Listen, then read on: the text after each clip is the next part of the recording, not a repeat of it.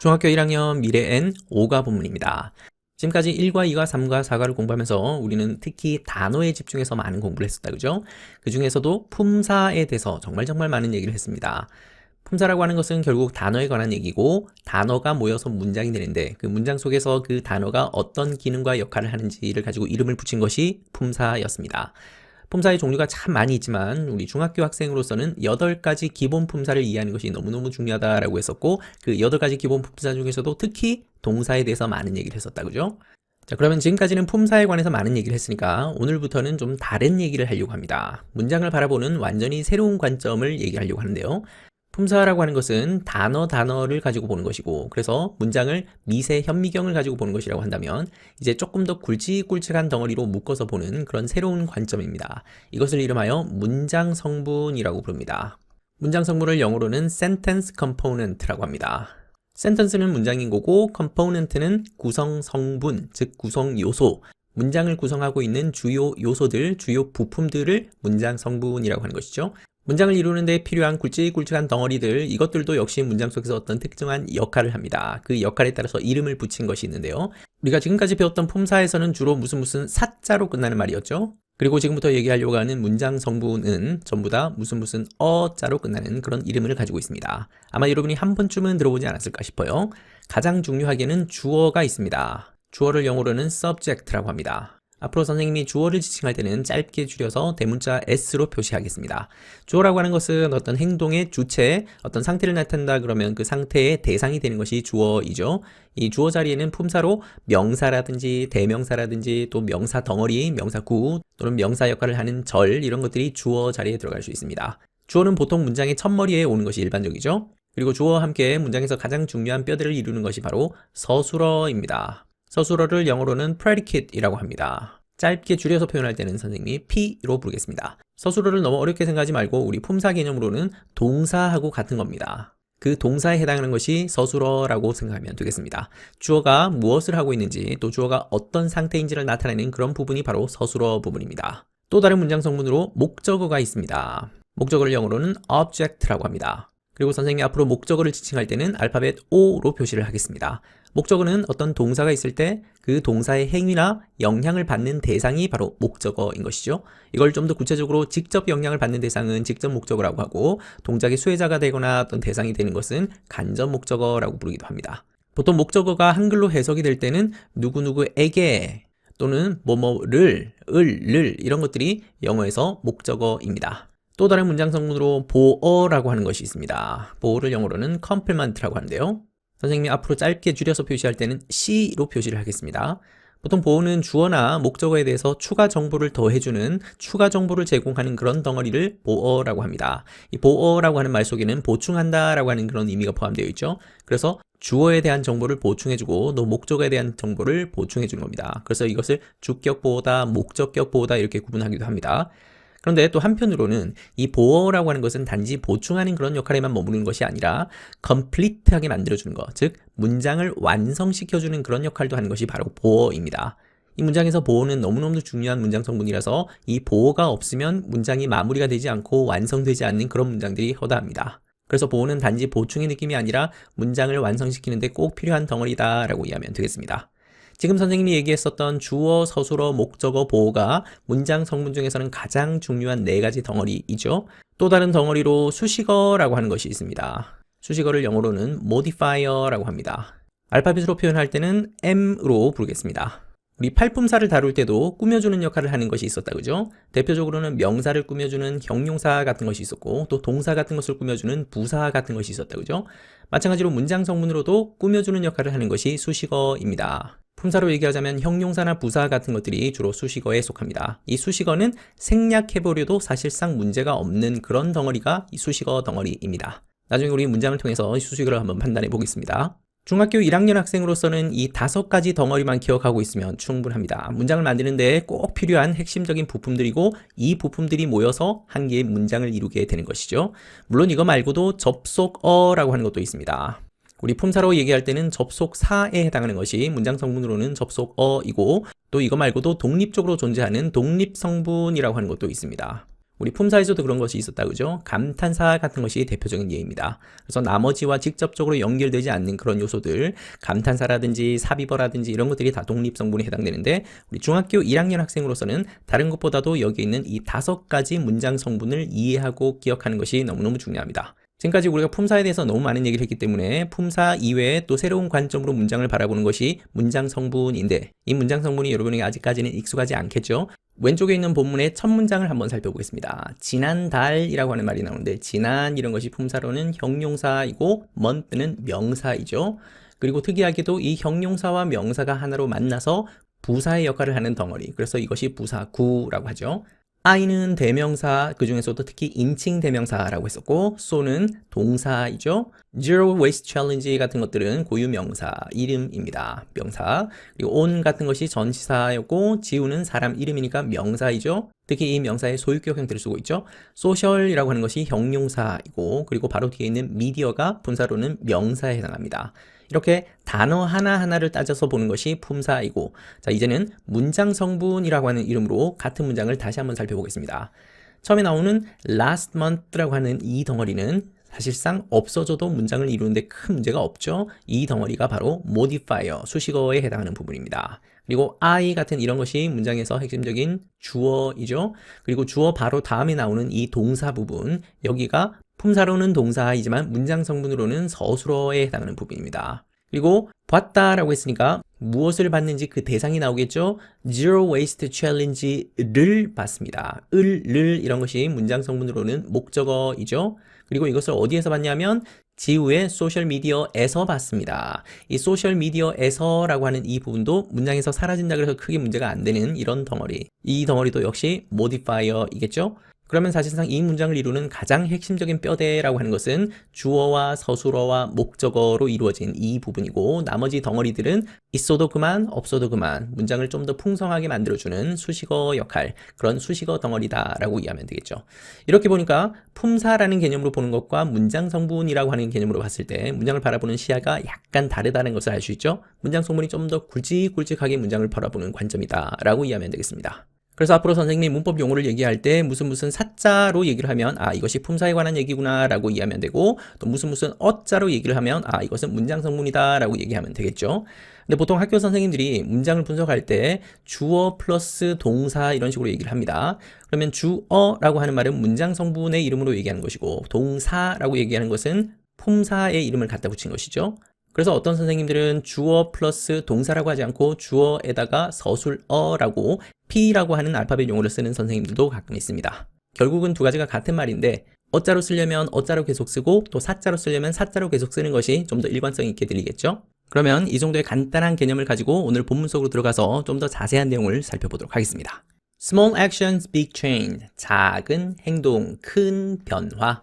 작은 행동들을 통해서 또 작은 실천을 통해서 어떻게 큰 변화를 이뤄내는지 얘기하려고 하는 것 같죠? Last month, I saw Zero Waste Challenge on Jiu's social media. 지난달에 나는 봤습니다. Zero Waste Challenge라고 하는 것을 봤습니다. 지우의 소셜미디어에서 봤습니다. 지난달에 이런 것이 품사로는 부사 덩어리, 그래서 부사구라고 하죠. 그리고 so는 see라고 하는 동사의 과거형입니다. 이제 이런 시제 개념이 좀 익숙하다 그죠? 지난달에 라는 표현과 과거 시제를 쓰는 것은 굉장히 자연스러운 조합이죠. Zero Waste Challenge 앞에 여기에 요 문장 보호가 보이죠? 그래서 샵이라고 부르지 않고 요즘에 해시태그라고 하는 말로 부르죠. 보통 이런 소셜미디어에서 해시태그를 쓰는 것은 콘텐츠를 어떤 주제별로 묶어주는 그런 태그 역할을 하는 것이죠. 여기에 해시태그가 달려있는 키워드를 클릭을 하거나 아니면 이 키워드로 검색을 하면 그런 같은 해시태그가 포함되어 있는 게시물들 한꺼번에 쫙 검색해서 볼 수 있는 그런 기능을 가지고 있죠. 보통 사회적으로 이슈가 되거나 아니면 어떤 특정 주제에 대해서 또 밈이라든지 아니면 어떤 챌린지 같은 이런 거 앞에 해시태그를 붙여서 관심을 끌기도 하고 검색이 더 잘 되게 하기도 하고 또 더 많은 사람들에게 노출되게 만드는 그런 장치입니다. 근데 보통 이 해시태그에 띄어쓰기를 포함할 수 없기 때문에 원래는 여기 사이사이에 띄어쓰기가 포함되는 단어이지만 하나로 붙여서 한 단어처럼 만들었습니다. 그리고 지우의 소셜미디어에서 라고 할 때 장소를 나타내는 전치사로 on을 썼네요. 일반적으로 쓰는 on은 면을 나타낼 때 그리고 접촉의 개념을 포함하고 있을 때 그때 쓰는 것이 on인데 또 다른 경우로 추상적인 공간이거나 또는 가상적인 공간을 표시할 때 그때도 on이라는 전치사를 씁니다. 그래서 인터넷과 관련되는 어떤 곳을 얘기할 때는 대부분 on이라는 전치사를 씁니다. on Facebook, on YouTube, on TikTok 이런 식으로 쓸 겁니다. The challenge was making no trash. 그 챌린지는 만드는 거였습니다. no가 없으면 쓰레기를 만드는 건데 no가 들어감으로 인해서 부정형이 됐죠. 그래서 쓰레기를 만들지 않는 것이었습니다. 라는 말이 되겠죠. 여기서 챌린지 앞에 더라고 하는 정관사가 붙어 있네요. 정관사 더가 들어가면 특정하고 구체적인 대상, 말하는 사람과 듣는 사람이 알고 있는 대상 이런 것을 표시할 때 더를 붙인다고 했었죠. 그러면 여기에 더가 들어간 이유는 아까 첫 문장에서 내가 제로 웨이스트 챌린지를 봤다. 그 챌린지는 이라고 해서 구체적이고 특정한 대상을 말하는 것이기 때문에 정관사 더가 들어갔습니다. 지난 4과에서 공부했던 내용을 복습할 차례가 되었네요. 여기 가운데 끼어있는 making이라는 단어의 정체를 말할 수 있겠습니까? make라는 동사에다가 ing를 붙인 모양입니다. 그러면 4과 공부를 열심히 한 친구들은 이것이 동명사인지 아니면 현재 분사인지 구분할 수 있어야 되겠죠. 우리 지난 4과에서 공부하면서 정형동사, 비정형동사에 대해서 얘기했습니다.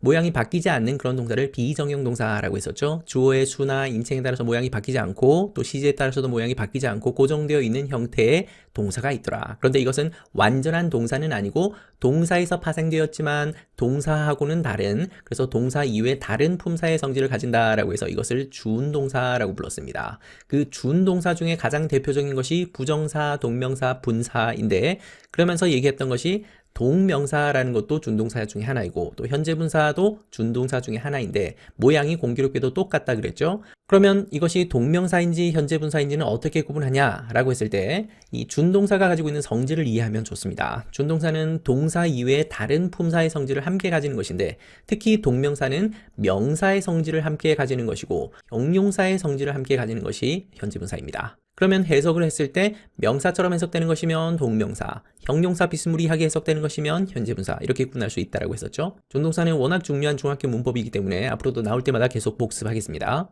그 도전 과제가 뭐냐면 쓰레기를 만들지 않는 것이었습니다. 또는 쓰레기를 만들지 않기 였습니다. 명사처럼 해석되죠? 그러면 이 자리는 동명사이겠습니다. 여러분들이 이해를 돕기 위해서 선생님이 다른 문장을 한번 써보겠습니다. 자, 방금 선생님이 쓴 문장에서 He was making no trash라고 하면 그는 쓰레기를 만들지 않고 있었습니다 라는 말입니다. 여기 이 자리에도 making이 들어있죠. 그렇다면 이때 making은 뭐뭐 하는 것이란 뜻이 아니라 그는 만들지 않고 있었습니다. 뭐뭐 하고 있는 중이다 라고 하는 진행의 의미로 해석되죠. 이런 것은 현재 분사입니다. 아까 선생님이 얘기하기를 현재 분사는 형용사적인 속성을 가지고 있다라고 했는데 여러분들이 이걸 보는 순간 아니 선생님 이것은 명사를 꾸며주지 않는데 이것이 왜 형용사인가요? 라고 얘기할 수 있을 것 같아요. 여러분이 알고 있는 형용사는 명사를 꾸며주는 것으로 알고 있죠. 그런데 형용사가 명사를 꾸며주는 그런 기능만 하지는 않습니다. 여기 있는 두 문장에서 밑에 있는 kind라고 하는 형용사는 뒤에 있는 명사를 꾸며주는 여러분이 알고 있는 바로 그 형용사가 맞죠. 친절한 선생님. 그런데 위에 있는 he is kind라고 할 때 이때 kind도 역시 형용사입니다. 방금 보는 것처럼 형용사는 명사를 꾸며주는 용도로도 쓸 수 있고 또 서술하는 용도로도 쓸 수 있습니다. 위에 거 같은 이런 형용사를 서술적 용법이라고 하고 밑에 거 같은 이런 것을 제한적 용법 또는 한정적 용법이라는 어려운 말로 씁니다. 그런 어려운 용어는 몰라도 괜찮습니다. 그런데 일단 여러분들은 형용사라는 것이 명사를 꾸며주는 역할도 되지만 또 서술하는 역할도 할 수 있구나. 그래서 여기 있는 making이라고 하는 것이 현재 분사이고 형용사의 속성을 가지고 있다라고 말할 수 있는 것이죠. 앞으로도 동사에 ing를 붙인 모양이 나오면 이것이 명사에 가까운지 형용사에 가까운지를 가지고 판단하면 되겠고 뭐뭐 하고 있는 중이다 라는 진행 의미를 가지고 있으면 현재 분사로 보면 되고 뭐뭐 하는 것, 뭐뭐 하기 같이 명사처럼 해석되면 동명사로 보면 됩니다. 자, 어쨌든 Zero Waste Challenge라고 하는 것은 쓰레기를 만들지 않는 것이 목표인 그런 도전 과제인 겁니다. I liked her idea and tried the challenge. 나는 좋아했습니다. 그녀의 아이디어를 좋아했습니다. 여기서 그녀라고 하는 것은 위에서 얘기했던 지우를 가리키는 인칭 대명사이겠죠. 그 인칭 대명사 she의 소유격 형태인 her을 썼습니다. 지우의 생각이 너무 좋았고 그래서 그 챌린지를 여기서 try는 시도하다, 한번 시험 삼아 해보다, 도전을 해보다 라고 하는 의미로 보면 되겠네요. 가운데 있는 접속사 and는 왼쪽에 있는 like라는 1번 동사와 try라는 2번 동사를 연결해주고 있죠. 그리고 like도 과거형을 썼고 try도 과거형을 썼습니다. 이것을 현재 시제로 바꾸시오 그러면 현재형인 like로 바꾸기만 하면 되고 또 뒤쪽은 tried를 현재형인 try로 바꾸기만 하면 현재 시제로 순식간에 바꿀 수 있겠죠. 참고로 간단한 거지만 동사에 대해서 잠깐만 설명 좀 하고 가겠습니다.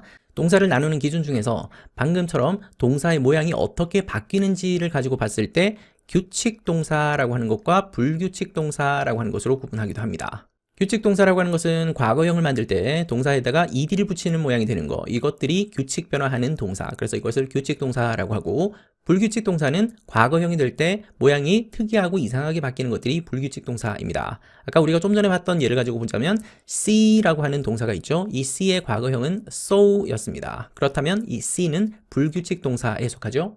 그리고 좀 전에 봤었던 like라고 하는 동사는 과거형을 만들 때 ed를 붙이는데 e가 있으니까 d만 붙이면 되죠. 이런 동사들은 규칙 동사입니다. 그러면 방금 봤던 try라고 하는 동사도 ed를 붙이는 모양으로 과거형이 됐으니까 이 try도 역시 규칙 동사가 되겠죠. 그래서 학교에서 규칙 동사, 불규칙 동사 이런 말들이 들리면 이것이 동사의 모양이 어떻게 바뀌는지를 가지고 분류하는 기준이구나 라고 이해하면 되겠습니다. Here's my one week plan for a trash-free life. 여기 나의 일주일 계획이 있습니다. 무엇에 대한 계획이냐면 쓰레기가 없는 삶을 위한 계획, 이것이 있습니다. 쓰레기가 없는 삶을 일주일 동안 어떻게 계획을 세워서 하려고 하는지 보여주고 있는 것이죠. 오늘 수업을 시작하면서 우리는 문장 성분이라고 하는 것을 배웠죠. 그 문장 성분에서 문장의 맨 앞자리에 주로 놓이는 것이 주어이고 동작의 행위자이고 또 상태를 얘기할 때는 그 상태의 대상이 되는 것이 주어이다 라고 했습니다. 대체로 문장 앞머리에 놓이다 보니까 여기에 있는 문장을 봤을 때 here라고 하는 것을 주어로 생각할 수가 있는데 이때 here는 주어가 아닙니다. 실질적인 주어는 my one week plan for a trash-free life. 여기가 통째로 주어가 되는 것입니다. 자, 주어가 있다는 얘기는 주어 다음에 서술어가 있어야 되겠죠? 그 서술어가 어디 있죠? 바로 앞에 있는 is라고 하는 부분이 서술어이고, 그리고 here는 문장 성분으로 분류를 하자면 modifier입니다. 품사로 구분하자면 이때 here는 부사에 해당하는 것이죠. 보통 일반적인 문장의 어순에서는 주어 다음에 동사가 나옵니다. 동사를 대신해서 서술어라는 P를 써도 상관없겠죠? 주어 동사 순으로 오는 것이 일반적인 문장의 순서인데 방금 이 문장 속에서는 주어 동사의 위치 순서가 바뀌어 있다, 그죠? 이렇게 주어 동사 자리 바뀐 것을 도치라고 부릅니다. 영어로는 inversion이라고 하는데 도치도 엄연한 영어 문법에 있습니다. 도치에 관해서는 여러분이 중학교 3학년 때 좀 자세히 공부하게 될 겁니다. 주어 동사를 마음대로 위치를 바꿀 수 있는 것은 아니고 도치도 엄연한 문법이기 때문에 일정한 기준과 일정한 조건에 따라서 주어 동사의 순서를 바꾸는 겁니다. 원래 이 문장은 My one week plan for a trash-free life is here 라고 하는 순서로 되었었던 건데 너무 주어가 길죠? 이렇게 주어가 너무 길 때는 인지 부담을 좀 줄이기 위해서 주어 동사의 자리를 바꾸고 도치를 시킵니다. 이렇게 주어 동사 자리를 바꿔놓으면 좀 더 뭔가를 강조하거나 또는 뭔가를 소개하는 그런 효과도 함께 줄 수가 있습니다. 자, 굵직굵직한 덩어리를 확인했으니까 이제는 문장을 조금 더 구체적으로 한번 살펴보려고 합니다.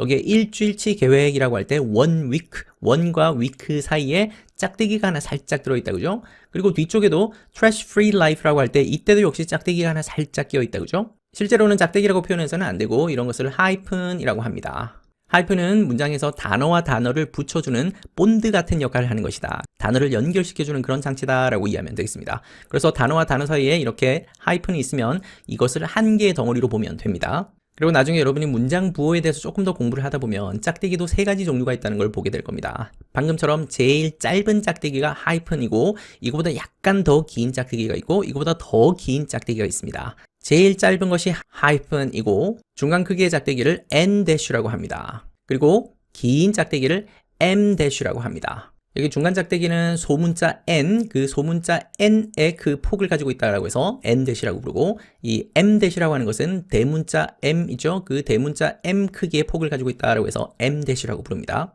당연히 길이가 다르다는 얘기는 각각 쓰임이 다 다르다는 얘기겠죠. 오늘 자세히 얘기하지는 않겠지만 보통 이 n- 같은 것들은 관계나 어떤 범위를 나타낼 때 씁니다. 10분에서 20분 정도라고 할 때 우리 한글로는 10에서 20 이렇게 물결 모양의 표시를 쓰지만 영어에서는 10과 20 사이에 n-를 써서 이렇게 표현합니다. 길이가 가장 긴 이런 m- 같은 것들은 문장에서 어떤 내용을 추가로 더 넣거나 삽입을 하거나 부연 설명을 할 때 그때 쓰는 것이 m-입니다. 중학교 교과서 문법에서는 잘 보기 힘든데 여러분이 독해를 하다 보면 자주 만나게 되는 것이 m-입니다. 어쨌든 다양한 문장 부호 중에서 짝대기가 있는데 그 짝대기 중에서 가장 짧은 것이 하이픈이다. 그리고 지금 방금 봤던 이 하이픈은 단어와 단어를 연결하는 본드 같은 역할을 하는 것이다 라는 정도만 이해하고 갑시다. 그리고 trash free life라고 할 때 이때 free라고 하는 형용사가 보이죠? 이때 free는 자유로운, 한가한 이라는 뜻의 형용사가 아니라 뭐뭐가 없는 이라는 뜻을 가지고 있는 말입니다. 그래서 쓰레기가 없는 삶이라는 뜻이 되겠죠? Day 1, know your trash. 첫 번째 날입니다.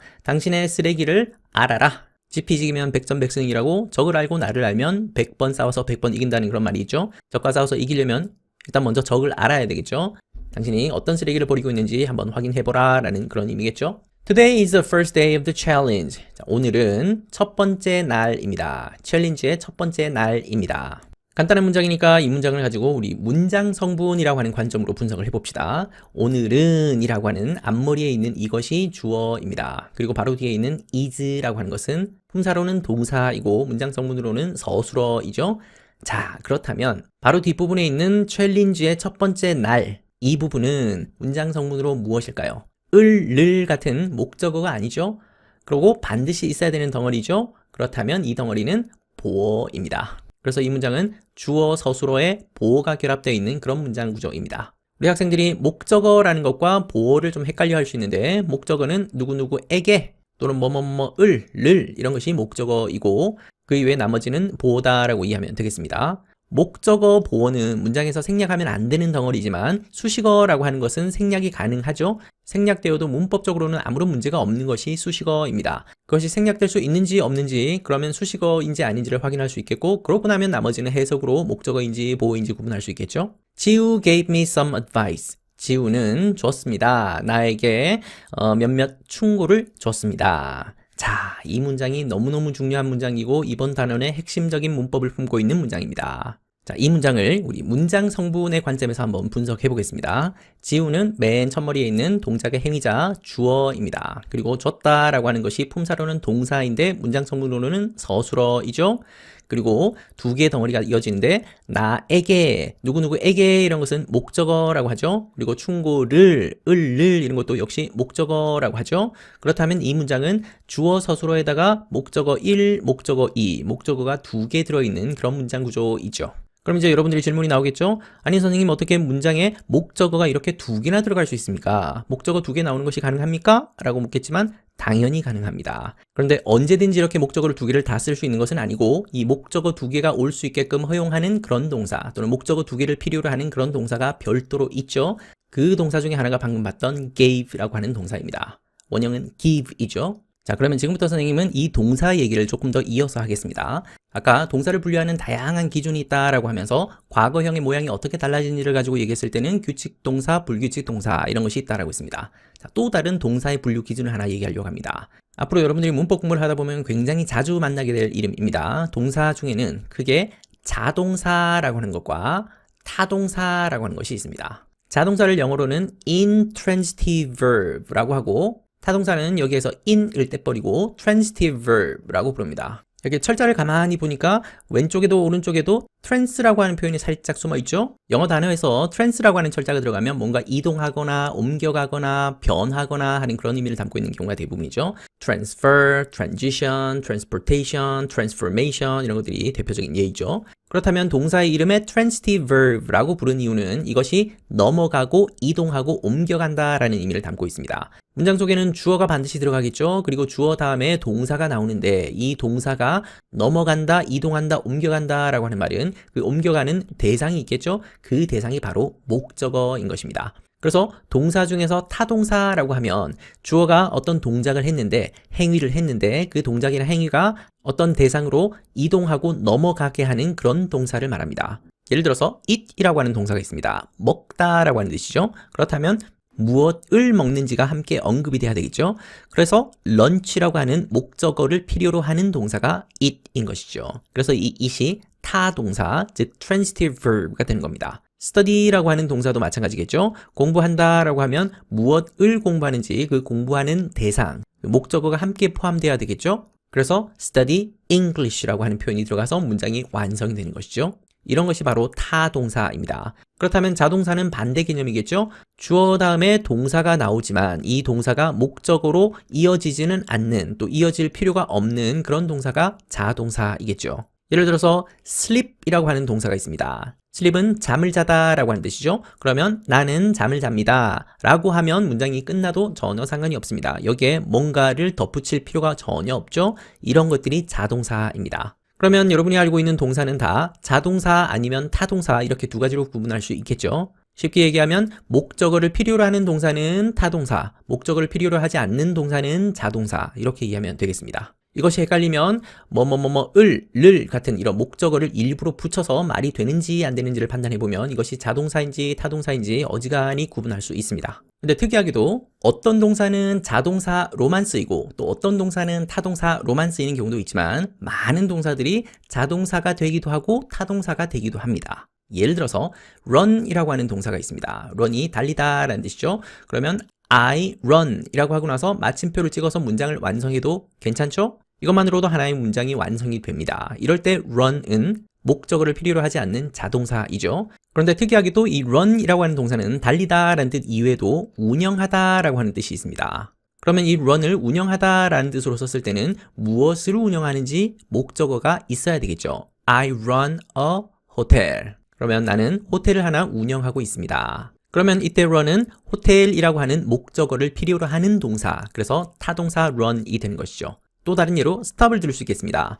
예를 들어서 the car stop 이라고 하게 되면 자동차가 멈췄습니다. 자동차가 시동이 꺼지거나 해서 멈췄다라고 하는 그런 말로 쓴 건데, 그렇다면 이때 stop은 목적어를 필요로 하지 않는 자동사이겠죠. 하면 I stopped the car 라고 하게 되면 나는 그 차를 멈췄습니다. 이동하고 있는 그 차를 내가 가로막아서 멈추게 했다라고 하는 그런 타동사 stop이 되는 것이죠. 많은 동사들이 자동사의 뜻과 타동사의 뜻을 함께 가지는 동사가 있습니다. 이런 것을 어려운 말로 자타동 양용동사라고 하긴 하는데 여러분들은 그 용어는 전혀 몰라도 상관이 없고 동사라고 하는 것이 자동사, 타동사로 구분하기도 하는구나. 목적어를 필요로 하는지 여부에 따라서 필요하지 않으면 자동사, 필요하면 타동사 이렇게 구분하기도 하는구나 라는 정도만 이해하면 됩니다. 이 자동사와 타동사를 이해했으면 이제 지금부터 선생님이 얘기하려고 하는 내용을 좀 더 쉽게 이해할 수 있을 겁니다. 다시 한번 정리합니다. 동사를 분류하는 여러 기준 중에 자동사와 타동사로 구분하기도 한다. 목적을 필요하냐 하지 않느냐에 따라서 구분하는 것이고 또 이 타동사는 좀 더 구체적으로는 세 가지로 구분을 합니다. 완전 타동사라고 하는 것이 있고 이중 타동사라는 것도 있고 그리고 복합 타동사라고 하는 것이 있습니다. 타동사라는 말이 공통으로 들어있으니까 목적어를 필요로 하는 것이구나 라는 것을 알 수 있겠죠. 그 중에서도 완전 타동사라고 하는 것은 동사 다음에 목적어가 한 개만 나오고 끝인 그런 동사가 완전 타동사입니다. 반면 이중 타동사는 이름에서도 드러나는 것처럼 동사 다음에 목적어가 두 개가 나와야 되는, 목적어가 이중으로 나와야 되는 그런 동사가 이중 타동사입니다.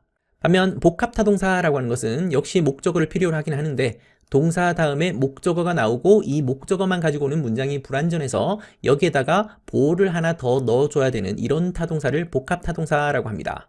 그래서 복합 타동사의 다른 말이 불완전 타동사라고 부르기도 합니다. 자, 그러면 다시 간단히 정리하면 타동사라는 것은 목적어를 필요로 하는 것이다. 그런데 그 목적어를 필요로 하는 타동사도 크게는 세 가지 종류로 나뉜다. 완전 타동사, 이중 타동사, 복합 타동사. 그 중에서 오늘 우리가 공부하려고 하는 것은 이중 타동사입니다. 이중 타동사는 특이하게도 목적어를 두 개 필요로 하는 그런 타동사를 이중 타동사라고 한다. 이중 타동사를 영어로는 ditransitive verb라고 하는데요. 여기에 die라고 하는 말이 두 개라는 뜻입니다. 그래서 타동사는 타동사인데 두 개의 목적어를 필요로 하는 타동사. 이것을 영어로 옮긴 것이 ditransitive verb입니다. 근데 여러분이 보는 많은 문법책에서는 이중 타동사라는 말 대신에 수요동사라고 쓰여 있는 책들이 훨씬 더 많을 겁니다. 수요동사를 영어로는 dative verb라고 하는데요. 여기서 이 dative라고 하는 말이 라틴어에서 유래한 것인데 주다 또는 수요하다라는 그런 의미를 담고 있는 말이 dative입니다. 그래서 수요동사라고 하는 말은 뭔가를 주다라고 하는 그런 의미를 담고 있는 동사가 수요동사입니다. 결국 이중타동사라는 말이나 또 수요동사라는 말이나 같은 의미입니다. 뭔가를 준다라는 그런 의미를 가지고 있다라고 할 때는 수요동사인 것이고 목적어를 두 개 필요로 하는 동사다라고 하는 그런 형식적인 측면을 얘기하는 이름이 이중타동사입니다. 자, 그러면 우리가 좀 전에 봤었던 문장으로 다시 한번 돌아봅시다. 지우는 줬습니다. 나에게 충고를 줬습니다. 라고 할 때 이 지우가 주어이고 gave가 동사인데 이 동사 중에서도 타동사이죠. 뒤에 목적어를 필요로 한다라는 말입니다. 근데 그 타동사 중에서도 목적어를 두 개를 필요로 하는 동사, 이것을 이중타동사라고 부르고 또 다른 말로는 수요동사라고 부릅니다. 그러면 여기에서 이 목적어 첫 번째와 목적어 두 번째가 있는데 이 목적어는 뜻이 약간 다르죠? 먼저 첫 번째 나와 있는 이 목적어는 누구누구에게라고 하는 그런 뜻으로 해석이 되고 두 번째 나와 있는 이런 목적어는 뭐뭐를, 뭐뭐을를 이렇게 해석됩니다. 누구누구에게라고 해석되는 이런 것을 간접 목적어라고 부르고 뭐뭐을를 이렇게 해석되는 것을 직접 목적어라고 구분합니다. 이중타동사 또는 수요동사라 하더라도 간접 목적어만 두 개 나오거나 또는 직접 목적어만 두 개 나오지는 않습니다. 항상 이렇게 간접 목적어 하나, 직접 목적어 하나 이 순서로 배열이 됩니다. 방금처럼 간목, 직목 순서로 배열할 수도 있지만 이 직목을 먼저 쓰고 간목을 나중에 쓰는 그런 방법도 가능합니다. 근데 이렇게 자리를 바꿨을 때는 가운데에 to라든지 for 같은 전치사를 집어넣는 것이 일반적입니다. 방금 이 자리에서는 me와 some advice의 자리를 바꿨을 때 to라고 하는 전치사를 씁니다. 오늘 본문 속에 수요동사가 또 나올 거기 때문에 그때 다시 한번 설명하겠습니다. She said, knowing your trash is very important. 그녀가 말했습니다. 이때 그녀라고 하는 것은 앞에서 나왔던 지우이겠죠? 지우가 말하기를 너의 쓰레기를 아는 것은 매우 중요하다. 그러면 역시 첫머리에 있는 이 knowing의 정체를 말할 수 있어야죠. 방금 여기서는 아는 것이라고 해석했으니까 동명사이겠습니다. 자, 이제 문장 성분의 이름으로 한번 판단해 볼까요? knowing부터 your trash까지 여기까지가 주어이고 그리고 바로 뒤에 있는 비동사가 서술어이죠. 그리고 중요하다라고 하는 말은 목적어가 아니죠. 목적어가 아닌데 생략할 수 없는 매우 중요한 부분입니다. 그렇다면 이것은 문장 성분으로는 보어가 되는 것이죠.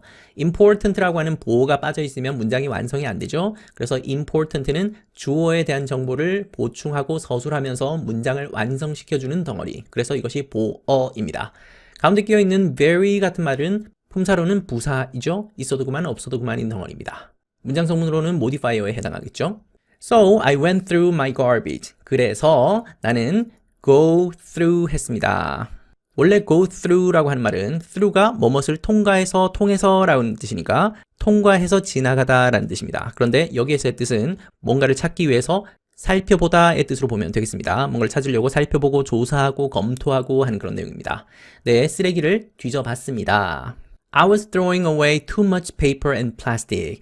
나는 throw는 던지다 라는 뜻이죠. 근데 throw와 away라고 하는 부사가 결합되어서 버리다 라는 뜻으로 쓰인 겁니다. 나는 버리고 있었습니다. 너무 많은 종이 그리고 플라스틱을 버리고 있었습니다. 그러면 여기에 있는 throwing도 역시 throw라는 동사에 ing가 붙어 있으니까 정체를 확인하고 가야죠. 버리고 있었다 라고 하는 진행의 의미로 쓰인 것이죠. 그렇다면 동명사가 아니라 이때는 현재 분사 ing였습니다. 그리고 비동사가 과거 시제로 되어 있네요. 그렇다면 이 두 가지가 결합되어서 과거 진행형이라고 시제를 구분할 수 있겠네요. 뒤에 있는 and라는 접속사는 종이하고 플라스틱을 연결해주는 명사를 연결하는 접속사이겠습니다. 참고로 이때 종이라고 하는 말과 플라스틱이라고 하는 것은 한 개, 두 개에 셀 수 없는 물질 명사입니다. 좀 어려운 말로 불가산 명사라고 하는데 이런 셀 수 없는 명사 앞에 많은 이라는 말을 쓰고 싶을 때는 much를 씁니다. 셀 수 있는 명사 앞에 쓰는 것은 many이죠. 쓰레기를 뒤져보니까 자기가 그렇게 많은 쓰레기를 버리고 있었다라는 것을 알게 된 거죠. I should not be so wasteful. 나는 그렇게 wasteful이라고 하는 말은 낭비하는, 낭비적인 이라는 뜻입니다. 그러면 나는 그렇게 낭비적이지 않아야 한다 라는 말인데 자, 이 자리에 should라고 하는 말이 보이죠? 우리 지난 사과에서 배웠던 것처럼 이 should 같은 이런 말을 조동사라고 합니다. 조동사는 동사 앞에 서서 동사의 의미를 더하거나 문법적인 기능을 더해주는 역할을 한다고 했죠? 그래서 동사를 도와주는 것인데 조동사마다 동사를 도와주는 역할이나 방식이 다른데 이 should라고 하는 조동사는 다양하게 도와주지만 가장 흔하게는 의무의 의미로 도와줍니다. 의무라고 하는 말은 뭐뭐뭐 해야 한다 라고 하는 그런 뜻이죠. 그런데 바로 뒤에 not이라고 하는 부정어가 함께 있습니다. 그렇다면 하지 말아야 한다라고 반대말로 해석하면 되겠죠. 그러면 나는 그렇게 낭비적이지 말아야 한다. 낭비해서는 안 되겠다라고 하는 그런 의미로 쓰인 겁니다. 그리고 변함없이 조동사 다음에는 항상 동사 원형이 나와야 되죠. 그래서 이 자리에 am 같은 비동사를 쓰면 안 되고 이런 비동사의 원형인 be를 써야 되는 것이죠. 참고로 의무의 의미를 가지고 있는 또 다른 조동사로 must가 있습니다. must도 역시 뭐뭐 해야 한다라는 뜻을 가지고 있는데 must도 비슷한 의미이긴 하지만 must가 조금 더 센 느낌, 좀 더 강한 느낌입니다. 그래서 규정과 관련되는 것이거나 아니면 아주 강한 필요성이 있는 그런 거 그런 내용을 표현할 때 쓰는 것이 must이고, 반면 should라고 하는 것은 해야 한다라고 하는 우리말로는 해석이 비슷하지만 안 하면 큰일 나는 그런 정도는 아니고 이왕이면 하는 게 좋다, 좀 하는 것이 도덕적으로 마땅하다라는 강제성이 약간은 좀 덜한 느낌이죠. 그래서 쓰레기를 함부로 버리지 말아야 됐다라고 하는 것은 안 하면 큰일 나고 경찰에 잡혀가고 하는 그런 정도의 느낌은 아니죠. 그래서 이 자리에는 must보다는 should라고 하는 조동사가 좀 더 어울립니다. Day 3, say no to straws. 세 번째 날입니다. straw는 우리가 알고 있는 빨대이죠. 빨대에게 no라고 말해라. no라고 말한다는 얘기는 거부한다라는 뜻이고 빨대를 쓰지 말자라고 얘기하는 것이죠. It was really hot today, so Dad bought me lemonade. 오늘 날씨가 너무 더웠습니다. 정말로 더웠습니다. 그래서 아빠는 bought는 buy라고 하는 동사의 과거형이죠. 아빠가 사주셨습니다. 나에게 레모네이드를 사주셨네요. 이 문장이 참 재미있는 문장인데 설명할 것이 참 많은 문장입니다. 일단 먼저 첫머리에 있는 이 it의 이름을 여러분이 말할 수 있어야 됩니다. 지난 사과에서도 나왔던 부분인데 이때 it을 우리 문법용어로는 비인칭 대명사라고 불렀죠. 인칭 대명사 it은 앞에 나왔던 특정 단어를 다시 언급할 때 쓰는 것이 인칭 대명사였습니다. 그래서 우리말로는 그것 정도로 해석이 되죠. 반면 비인칭 대명사는 앞에 언급될 만한 대상이 없는 겁니다. 그래서 해석이 되지도 않는다라는 특징이 있었죠. 그래서 보통 날씨나 시간이나 온도나 거리, 명암 이런 것들을 나타낼 때 쓰는 것이 it인데 방금 이 자리에서는 오늘 날씨가 정말 더웠다라고 하는 날씨를 나타낼 때 쓰는 비인칭 대명사 it이었습니다. 이것이 주어 자리에 있기 때문에 비인칭 주어라고 부르기도 합니다. 그러면 그것은 더웠다 이렇게 해석하면 안 되죠. 날씨가 오늘 정말 더웠다라는 정도면 충분합니다. 그래서 아빠가 나에게 레모네이드를 한 잔 사주셨다라는 말인데 이 문장 속에 오늘의 핵심 문법이 들어있죠. 여기에 있는 이 bought라고 하는 동사. 원래 buy라고 하는 동사는 타동사입니다. 타동사라는 말은 목적어를 필요로 하죠. 가방을 하나 샀습니다. 그러면 뒤에 가방이라고 하는 목적어를 하나만 붙이면 됩니다. 그럴 때는 이 buy는 완전 타동사로 쓰이겠죠. 근데 방금 이 문장에서는 이때 buy가 사다라는 동사가 아니라 사주다라고 하는 그런 의미로 쓰인 동사이죠. 그렇다면 누구누구에게 무엇을 사줬는지가 뒤에 함께 언급이 되겠죠? 아니나 다를까 바로 뒤를 보니까 나에게 라고 하는 간접 목적어가 나오고 그리고 바로 뒤에 레모네이드를 이라고 하는 직접 목적어가 나와 있습니다. 그러면 우리가 배웠던 그 문법 용어로는 이중타동사이면서 또 수여동사가 되는 것이죠. 여러분이 방금 보는 것처럼 완전 타동사로 쓰일 때 그리고 이중타동사로 쓰일 때 뜻이 살짝 다르다는 것을 봤을 겁니다. 방금 선생님이 쓴 예에서도 보는 것처럼 buy라고 하는 동사가 완전 타동사일 때는 그냥 사다이지만 이중타동사로 쓰였을 때는 사주다라고 의미가 살짝 바뀌죠. 가르치다라는 것도 마찬가지죠. 나는 영어를 가르칩니다. 그럴 때는 teach English라고 목적어를 쓰면 되지만 이것이 이중타동사 수요동사로 쓰였을 때는 누구누구에게 무엇을 가르쳐 주다. 또 read는 읽어주다. make는 만들어주다. 수요동사로 쓰였을 때는 다 이런 주다라는 느낌이 살짝 더해지죠. 이것이 완전 타동사와 이중 타동사의 차이입니다. 그러면 이것이 완전 타동사인지 이중 타동사인지는 동사만 봐서는 알 수가 없죠. 동사 바로 뒤에 목적어가 한 개가 있는지 아니면 목적어가 두 개가 있는지를 보고 이것을 완전 타동사 또는 이중 타동사로 해석을 달리 해야 되겠죠. 그래서 약간의 눈치가 좀 필요하기도 합니다. 자, 그러면 아까 선생님이 얘기했던 것처럼 이중 타동사 뒤에는 목적어가 두 개가 나오는데 간접 목적어, 직접 목적어 순으로 오는 것이 일반적이다. 그런데 직접 목적어와 간접 목적어의 자리를 바꿀 수가 있다. 그럴 때는 가운데 to 또는 for 같은 전치사를 쓴다고 했습니다. 그러면 방금 이 자리에서는 to가 아니라 for를 씁니다. 그러면 언제 to를 쓰고 언제 for를 쓰는지 이걸 어떻게 구분하냐? 물론 이것은 동사마다 다 정해져 있긴 합니다. 여러분이 알고 있는 대부분의 수요 동사들은 다 to라고 하는 전치사를 씁니다. 반면 for를 쓰는 경우는 몇 가지 안 되는데요. 중학교 문법에서 가장 많이 쓰이는 예들은 이 정도로 이해하면 되겠습니다. 그래서 수요 동사 중에서도 buy, cook, get, make, read, find 같은 이런 동사들이 나왔을 때는 간접 목적어와 직접 목적어 자리를 바꿨을 때 전치사를 for를 쓴다. 그 이외에 나머지는 대부분 to를 쓴다라고 이해하면 되겠습니다. 물론 to, for 말고 또 다른 전치사를 쓰는 경우도 있는데 중학교 1학년 수준에서는 아직 몰라도 상관 없습니다. 일단 중학교 1학년인 여러분들은 수요동사라는 것이 있고 이것은 간접 목적어와 직접 목적어 두 개를 필요로 한다. 그리고 이 간접 목적어와 직접 목적어 자리를 바꿀 수 있고 그럴 경우에는 전치사 to 또는 전치사 for를 넣는다. to를 넣는 경우들이 많고 for를 넣는 일부 경우들이 있다. 이 정도면 충분합니다.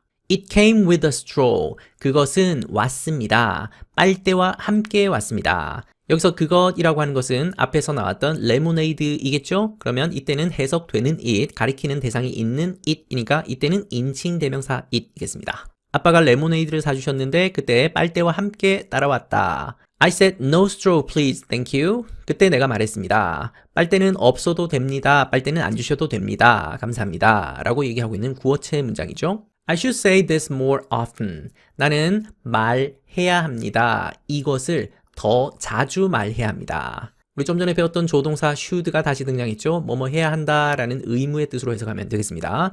레모네이드를 받으면서 빨대를 안 주셔도 된다라고 say no 했던 것처럼 다음에 이것을 더 자주 말해야 되겠다 라고 말하고 있는 중이죠.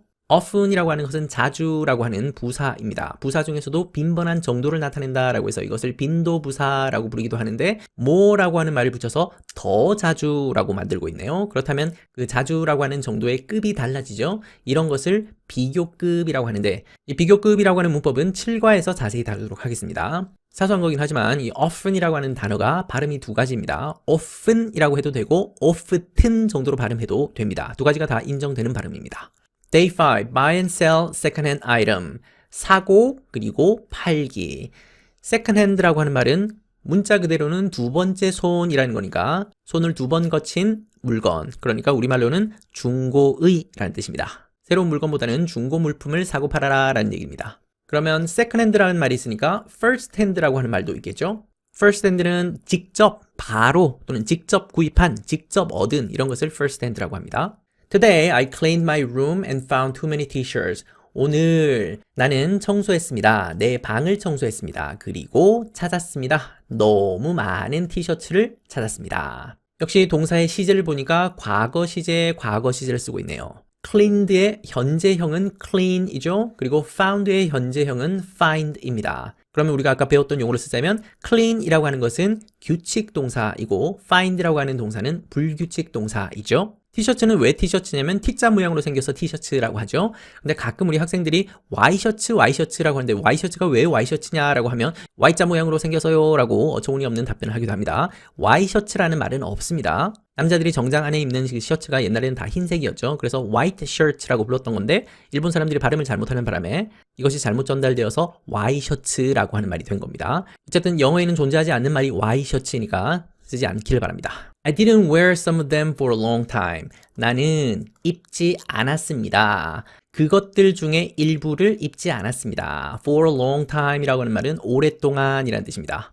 그럼 여기서 말하는 그것이라고 하는 것은 앞에서 얘기했던 many t-shirts를 가리키는 대명사이겠죠? 그 앞에 있는 some은 뭘까요? 그 많은 셔츠들 중에서 일부이겠죠? 그러면 역시 이것도 셔츠를 대신해서 쓴 대명사입니다. 그런데 차이가 있다면 뒤에 있는 them은 방금 내가 얘기했던 너무 많은 티셔츠를 대신해서 쓴 대명사가 맞는데 그 티셔츠들 중에서도 또 일부를 얘기하는 이 대명사는 부정대명사라고 부릅니다. 부정대명사라고 할 때 이 부정은 정해져 있지 않다라는 것인데 이것이 몇 장을 말하는 건지 어느 티셔츠를 말하는 건지 이 문장 가지고는 알 수가 없죠. 이런 특정하지 않은 정해져 있지 않은 대상을 얘기하는 대명사 이것을 부정대명사라고 합니다.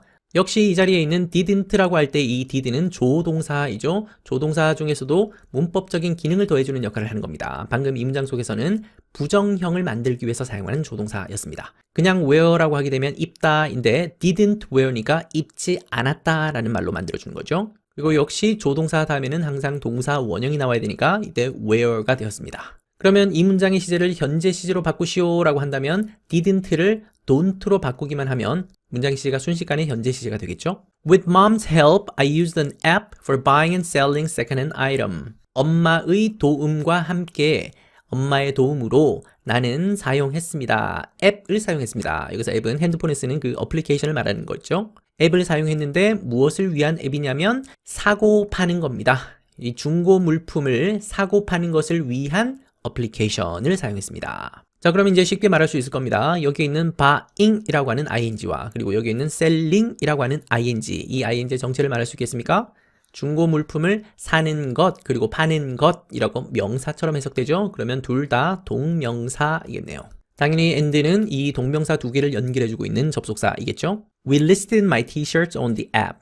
우리는 리스트했습니다. 동사로 리스트 한다라는 얘기는 리스트를 작성하다라는 그런 뜻도 있고 또 열거하다라는 뜻도 있지만 방금 여기서는 어떤 팔 물건을 내놓다라는 그런 뜻으로 보면 되겠습니다. 내가 찾았던 안 입는 티셔츠를 그 앱에다가 올려놨습니다. 팔려고 내놓았습니다 라는 말이겠죠.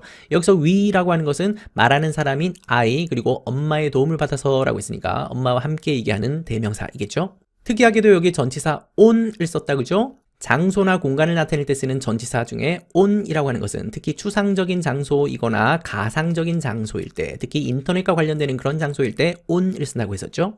To my surprise, one person wanted one and I sold it to him. 여기 to my surprise라고 하는 재미난 표현이 보이네요. 놀랍게도 라는 뜻입니다.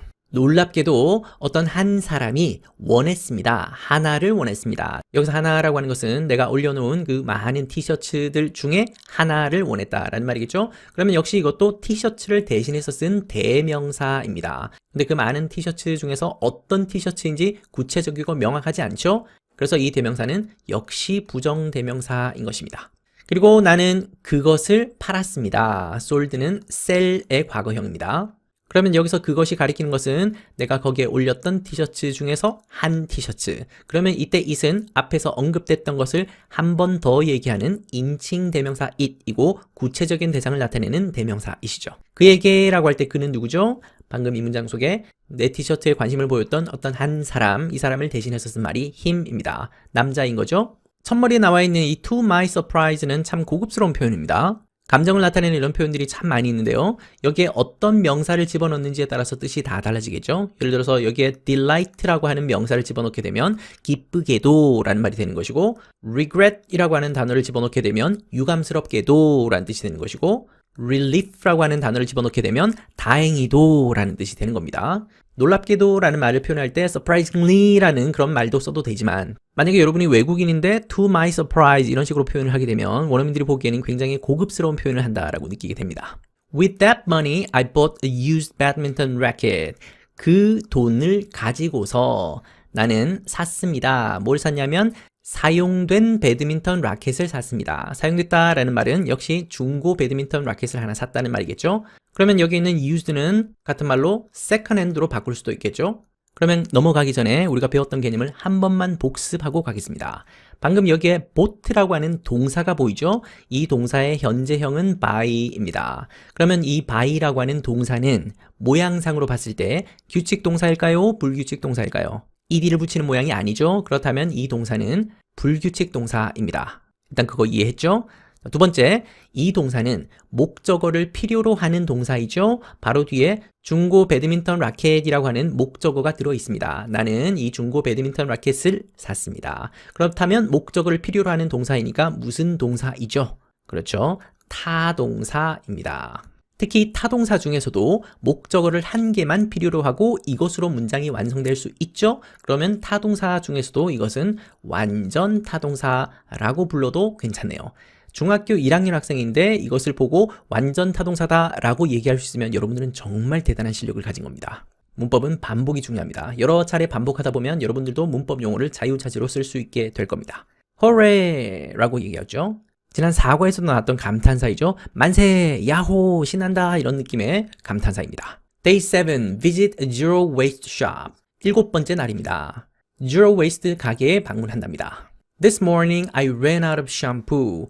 오늘 아침에 나는 run out of라고 하는 재미난 표현이 보입니다. run out of라는 말은 다 써버리다, 바닥나다 의 뜻입니다. 그러면 오늘 아침에 나는 샴푸가 다 떨어졌습니다. I took the empty bottle and went to a zero waste shop. 나는 빈 병을 챙겼습니다. took는 take라는 동사의 과거형이죠. 빈 병을 하나 들고 그리고 갔습니다. zero waste shop으로 갔네요. 쓰레기를 만들지 않는 그런 가게로 갔습니다. 역시 went는 go라는 동사의 과거형이죠. 그렇다면 take라는 동사와 go라는 동사는 둘 다 불규칙 동사이겠죠. 그러면 이때 take는 자동사일까요? 타동사일까요? 바로 뒤를 봤더니 빈 병을 이라고 하는 목적어가 있죠. 그렇다면 이 친구는 타동사이고 그리고 가다라는 것은 을 이라는 말이 없죠. 목적어가 필요하지 않은 고는 자동사입니다. 이렇게 구분하는 겁니다. I filled my bottle with shampoo there. 나는 fill, 채우다 라는 뜻입니다. 내 병을 채웠습니다. 빈 병으로 가져왔는데 그 빈 병을 샴푸를 가지고서 채웠다. 즉 샴푸로 채웠다 라는 말이죠. 그곳에서 라는 말은 그 zero waste shop에서 라는 뜻이겠죠. 그러면 이때 fill도 역시 목적어를 필요로 하는 타동사이겠죠. It smells so good. 그것은 좋은 냄새가 났습니다. 여기서 it이라고 하는 것은 가리키는 대상이 있죠. 내가 이 가게에서 구입했던 그 샴푸를 가리키는 대명사입니다. 그리고 여기에 smell이라고 하는 동사가 보이니까 이때 smell은 어떠한 냄새를 맡다 라는 뜻이 아니죠. 여기에는 어떠한 냄새가 나다. 우리 지난 3과에서 배웠던 감각동사입니다. 감각동사 뒤에는 주로 형용사가 나오죠. 아니나 다를까 여기에 good이라는 형용사가 들어있으니까 좋은 냄새가 났습니다 라는 뜻이죠. This way I cut down on plastic. 이런 식으로 나는 cut down on 이라고 하는 수거 표현이 보이네요. 줄이다 또는 절제하다 또는 삭감하다 정도의 뜻으로 보면 되겠습니다. 나는 플라스틱을 줄였습니다. 샴푸가 떨어졌다고 새 것을 사는 것이 아니라 Zero Waste Shop에 가서 기존에 쓰던 샴푸병을 가지고 와서 샴푸를 채워서 가져오니까 쓰레기 배출이 많이 줄었겠죠? 그래서 플라스틱 배출을 많이 줄였다라고 얘기하는 겁니다. 이 문장의 시제를 확인할 수 있겠습니까? 여기에 cut이라고 하는 동사를 보면 되는데 이 cut은 현재형과 과거형의 모양이 똑같습니다. 그래서 이 문장만 가지고는 이것이 현재인지 과거인지 구분할 수가 없죠. 그런데 흐름상 지금 계속 과거 시제로 얘기하고 있으니까 이때 cut도 과거 시제의 cut이라는 것을 짐작할 수는 있겠죠. I posted my pictures on my social media. 나는 포스트 했습니다. 역시 동사의 과거형입니다. ed 붙였으니까 규칙 변화하는 동사이겠죠. 포스트했다라는 얘기는 게시했다라는 말입니다. 내 사진을 올렸습니다. 나의 소셜 미디어에 올렸습니다. 역시 추상적이고 가상적인 공간을 나타내는 전치사 on을 썼네요. 그럼 다시 질문. 이때 post라고 하는 동사는 자동사일까요? 타동사일까요? 바로 뒤에 내 사진을 이라고 하는 목적어가 있죠? 그렇다면 타동사입니다. 그 중에서도 목적어가 한 개만 있어도 되는 완전 타동사이겠죠? I got many likes. 나는 많은 좋아요를 받았습니다. like라고 하는 단어에 s가 붙어 있죠? 그렇다는 얘기는 이때 like의 품사가 명사라는 것을 알 수 있습니다. 좋아요라는 것을 한 개 개념으로 본 겁니다. 그러니까 여러 좋아요를 받았다라는 말이니까 명사의 복수형을 만든 s였습니다. like가 품사가 참 많은 단어이죠. 가장 많이 쓰는 것은 동사이죠. 좋아하다라는 뜻으로 쓰인 동사이고 또 전치사로 쓰이면 뭐뭐와 같은, 뭐뭐처럼 이라는 뜻이 되고 또 형용사로 쓰이기도 합니다. 뭐뭐와 비슷한. 그리고 문장 사이사이에 들어가서 의미 없이 쓰이는 그런 부사일 때도 있고 또 절과 절을 연결하는 접속사일 때도 있고 그리고 방금 봤던 명사로 쓰이기도 하고 정말 품사가 다양하죠. Some of my friends even tried the challenge. 내 친구들 중에 또 일부 친구들은 심지어 뭐뭐도 조차 라는 뜻의 even입니다. 그 챌린지를 시도했습니다. 심지어 내 친구들 중에 일부 친구들도 그 도전 과제를 try 했다라고 얘기하고 있네요. 그러면 첫머리에 나와 있는 some이라고 하는 말은 내 친구들 중에 일부 친구들을 말하는 대명사이겠죠? 근데 그 친구들이 몇 명인지 누구인지 구체적이지 않죠? 그래서 이것을 부정대명사라고 부릅니다. 그러면 역시 여기에 있는 try라고 하는 동사는 자동사일까요? 타동사일까요? 바로 뒤에 challenge를 이라고 하는 목적어가 있죠? 그렇다면 타동사이겠죠. We shared useful tips and ideas. 우리는 공유했습니다. 유용한 팁과 그리고 아이디어를 공유했습니다. and라고 하는 접속사는 왼쪽에 있는 팁이라는 명사와 오른쪽에 아이디어라고 하는 명사를 연결하고 있죠. 그러면 여기서 말하는 we라고 하는 것은 누구죠? 나와 내 친구들을 뜻하는 말이겠죠. 대명사입니다. This challenge was good for the environment, but it was also great for our friendship. 이 챌린지는 좋았습니다. 환경에 좋았습니다. 하지만 그것은 또한 좋았습니다. 멋졌습니다. 우리의 우정에도 정말 좋았습니다. 환경에도 도움이 되지만 우리의 우정에도 도움이 됐다라고 하는 말을 하고 있죠. 가운데 있는 but은 접속사이죠. 이 접속사가 연결하는 것을 찾을 수 있겠습니까? this부터 environment까지 주어 동사가 들어있는 절과 그리고 it부터 friendship까지 역시 주어 동사가 들어있는 절과 절을 연결하는 접속사이죠. 뒤에 있는 절에서 여기에 있는 it은 바로 앞에서 나왔던 this challenge를 가리키는 대명사이겠죠? 자, 그러면 넘어가기 전에 우리 문장 성분에 대해서 배웠으니까 문장 성분 한번 판단해 봅시다. 방금 이 문장 속에 This challenge라고 하는 것은 첫머리에 있는 주어이죠. 그리고 바로 뒤에 있는 이 비동사는 문장 성분으로는 서술어입니다. 그리고 좋았다라고 하는 이 말은 문장에서 빠지면 안 되는 단어이죠. 그런데 을 같은 목적어는 아니죠. 그렇다면 이 덩어리는 보어입니다. 환경에 좋았다라고 하는 이런 부분들은 있어도 그만 없어도 그만 이런 덩어리는 modifier라고 불렀습니다. 마찬가지로 뒤쪽에 있는 절에서 it은 주어이죠. 그리고 was 같은 이런 비동사가 서술어입니다. 그리고 역시 좋았다라고 하는 이 부분이 보어인 셈이죠. 역시 우정을 위해 이런 말들은 있어도 그만 없어도 그만인 modifier입니다. 그리고 가운데 끼어있는 also 같은 것도 품사로는 부사이니까 부사는 다 modifier로 보면 되겠죠. 그래서 방금 했던 것처럼 문장이라고 하는 것을 문장 성분이라고 하는 개념으로 보게 되면 문장이 훨씬 더 단순하게 보이는 그런 효과가 있습니다. We helped the earth together. 우리는 도왔습니다. 지구를 도왔습니다. 함께 도왔습니다. 함께 이런 말들이 품사로는 부사이죠. 그러면 역시 문장 성분으로 한번 판단해 볼까요?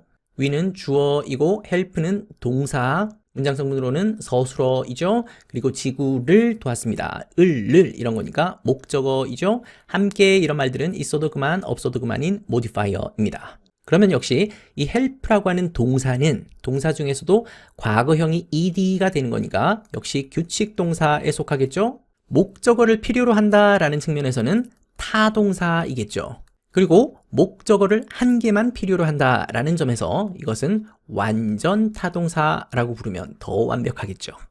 오늘은 복습할 내용이 너무 많습니다. 특히 시작하면서 얘기했었던 문장 성분이라고 하는 개념을 반드시 한번 복습을 하길 바랍니다. 문장을 이루고 있는 핵심적인 부품을 문장 성분이라고 하는데 가장 기본적으로는 주어가 있고 그리고 품사로 동사에 해당하는 서술어가 있고 그리고 목적어, 주어나 목적어에 대한 정보를 보충해주면서 문장을 완성하는 보어가 있습니다. 그리고 이거 외에도 꾸며주는 말에 해당하는 modifier가 있었죠. 수식어라고 부릅니다.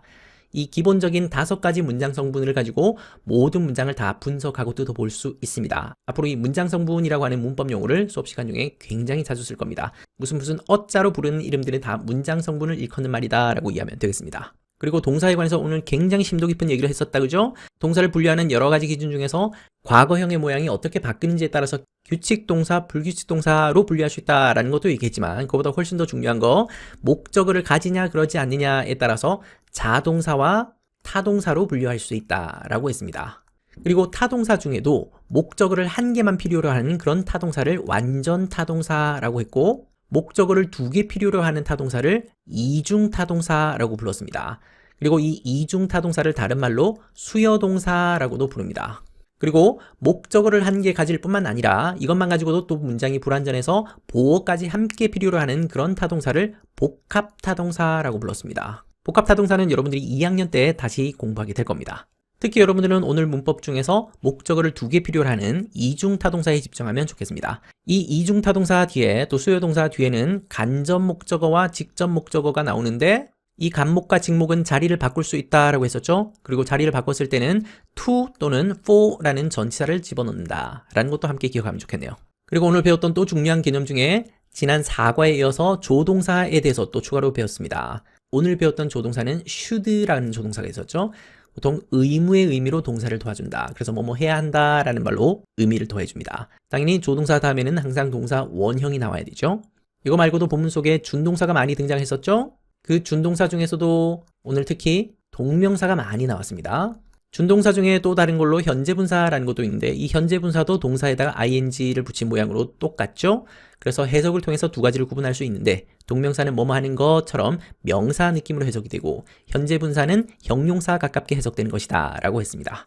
이거 말고도 우리가 지금까지 배웠던 전치사라든지 접속사라든지 다양한 문법들이 모든 문장에 다 숨어 있으니까 이제는 여러분이 스스로 문장을 분석해보는 연습을 하면 문법을 복습하는 데 훨씬 더 도움이 될 겁니다. 수고했습니다.